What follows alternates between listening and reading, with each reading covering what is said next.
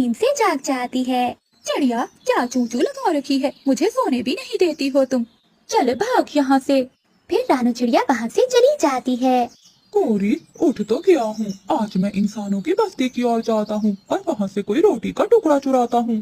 कालू कौवा इंसानों की बस्ती की ओर चला जाता है। वो एक पेड़ पर बैठा हुआ था कि उसे सामने एक केले का पेड़ नजर आता है।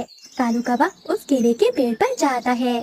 वो मजे मजे से केले खाने लगता है। तभी कालू कौवे को ख्याल आता है। अरे, सूखी लकड़ियाँ भला मैं कहाँ से ढूंढूंगा। ये केले के पत्ते बहुत बड़े हैं, इनसे ही कुछ मुरम्मत हो जाएगी। फिर कालू कौवा पेड़ के कुछ पत्ते तोड़कर वहाँ से अपने घर की ओर चला जाता है। कालू जी, ये कौन से पत्ते हैं? कोरी, ये केले के पेड़ के बड़े पत्ते हैं। हम इससे ही अपने घर की मरम्मत करेंगे। देखना, सब देखकर हैरान हो जाएंगे। परंतु कालू जी, क्या हम इससे तूफान में बच जाएंगे? गौरी, तुम चिंता ना करो, मैं सब कुछ देख लूंगा। फिर कालू कौवा उन पत्तों से अपने घर की मुरम्मत करने लगता है। कभी कभी पागल हो गए हो क्या? कभी इन खाली पत्तों से भी घर की मरम्मत हुई है? तुम्हें साथ में कुछ लकड़ियाँ भी लगानी होगी। जाओ जाओ, तुम अपना काम करो, मुझे तंग ना करो। मेरी बात मान लो, अपना घर मजबूत लकड़ियों से बनाओ, वरना ये पहली बारिश में ही टूट जाएगा। परंतु कालू कौवा मिठू की बात नहीं मानता और अपना घर बनाने लगता है। रानू चिड़िया अपनी सूखी लकड़ियाँ लेकर आ जाती है।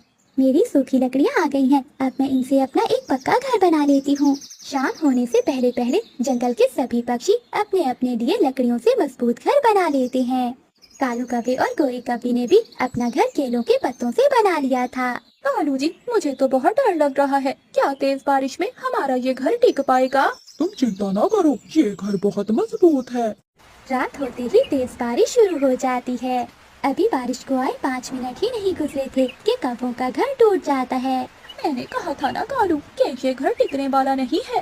तुम बहुत आलसी और निकम्मे हो। अगर तुम लकड़ियाँ ले आते तो हम भी अपना घर दूसरों की तरह मजबूत बना लेते। फिर कालू और गोरी कौवी वहाँ से उड़ते हैं। वो घने जंगल में चले जाते हैं। वहाँ एक पेड़ में खोखर थी। वो दोनों उस पेड़ की खोखर में छुप जाते हैं। थोड़ी ही देर बाद वहाँ एक चील आ जाती है। निकलो, बाहर निकलो, ये घर मेरा है। मैं कब से इस पेड़ की खोखर में रह रही हूँ। अगर तुम यहाँ से नहीं गए तो मैं तुम्हें खा जाऊंगी। नाना चीलदी, हमें ना खाना, मुझे तो ये कालू मेरा भतीजी यहाँ लेकर आया है। फिर कौवा और कौवी वहाँ से निकलकर भाग जाते हैं। वो पूरे जंगल में घूमते हैं और फिर थक हार कर मिठू तोते के पास जाते हैं। मिठू भैया, हमें अपने घर में आ लेने दो, हम बारिश में भीग रहे हैं। और बनाओ उन पत्तों से घर। याद है जिस दिन मैंने आपसे कहा था कि अपना घर